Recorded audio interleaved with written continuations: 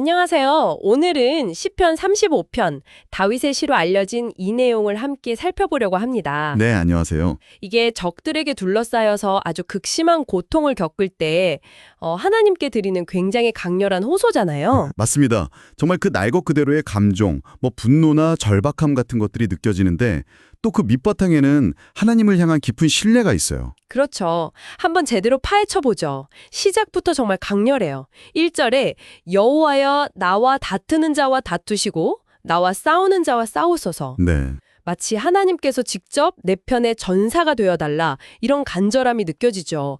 그 방패와 창을 들고 길을 막아서는 이미지. 생생합니다. 그렇죠. 근데 이게 그냥 방어만 해달라는 요청에서 그치지 않아요. 조금 더 들어가 보면요. 아, 그런가요? 네, 적들이 부끄러움과 수치를 당하게 해달라 4절, 바람 앞에 겨처럼 흩어지게 5절, 또 미끄러운 길에서 천사에게 쫓기게 6절, 심지어 스스로 판 함정에 빠지게 해달라 8절, 아주 구체적으로 기도하거든요. 와, 정말 구체적이네요. 이런 부분을 저희가 보통 저주 시편의 특징이라고 부르는데요. 그러니까 원수에게 재앙이 임하기를 하나님께 직접 간구하는 거죠. 저주 시편이요. 듣고 보니 정말 직설적이네요. 이렇게까지 강하게 저주를 구하는 기도가 좀 충격적일 수도 있겠어요. 그렇죠. 하지만 시편 기자는 자신이 까닭 없이 7절 공격받고 있다고 강조하잖아요. 네, 맞아요. 억울함을 호소하는 거죠. 그만큼 부당한 고통 속에서 터져나오는 어쩌면 아주 솔직한 감정의 표출로 볼 수 있습니다. 중요한 건 이런 격렬한 감정 속에서도 결국 시선은 하나님을 향하고 있다는 점이에요. 맞아요. 그런 절망적인 상황에서도 내 영혼이 여호와를 즐거워하며 그의 구원에 기뻐하리로다. 9절 이렇게 선언하는 걸 보면 참 놀랍습니다. 네, 감정에만 빠져 있는 게 아니라 구원에 대한 확신을 붙잡고 있는 거죠. 특히 10절 말씀도 인상 깊어요. 내 모든 뼈, 그러니까 온 존재로 하나님 같은 분이 없다고 외치잖아요. 맞습니다. 그 부분이 중요해요. 하나님을 그냥 나의 구원자일 뿐 아니라 가난하고 궁핍한 자를 강한 자에게서 건지시는 분으로 묘사하거든요. 아, 개인적인 문제를 넘어서는 거네요. 그렇죠.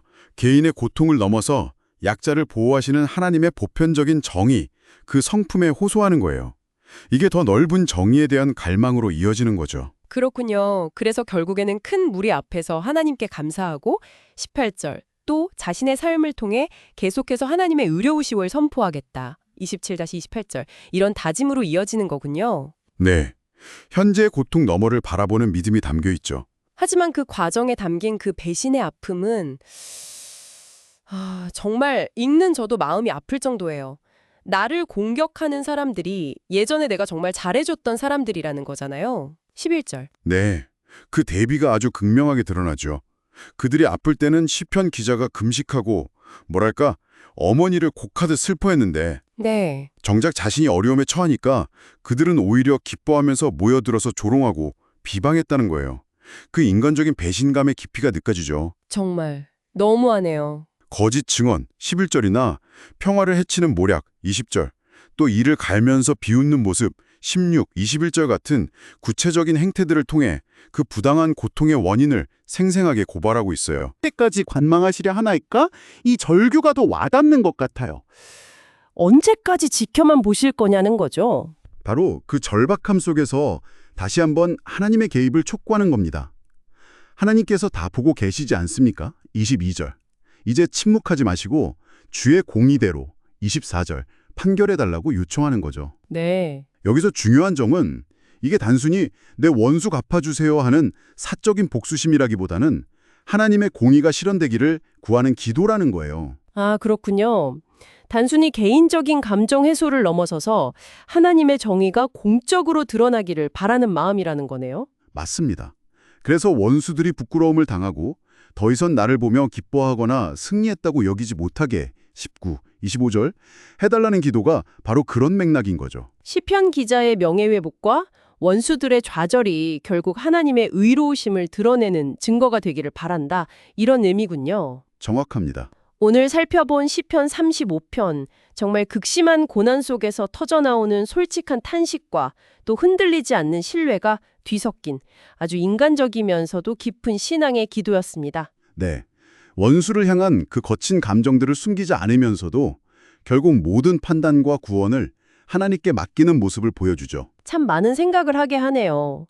이 시편을 통해 우리는 어려운 상황 속에서 우리의 솔직한 감정들, 그게 분노든 슬픔이든 이걸 하나님 앞에 어떻게 내어놓을 수 있을지, 또 개인적인 원한을 넘어서 어떻게 하나님의 공의를 구할 수 있을지 한번 생각해 볼 수 있을 것 같아요. 네. 혹시 여러분에게는 이 시편의 어떤 외침이 가장 깊이 와닿으셨나요? 고통 속에서도 끝까지 정의를 갈망했던 시편 기자의 목소리에 한번 귀 기울여 보시는 것도 좋겠습니다.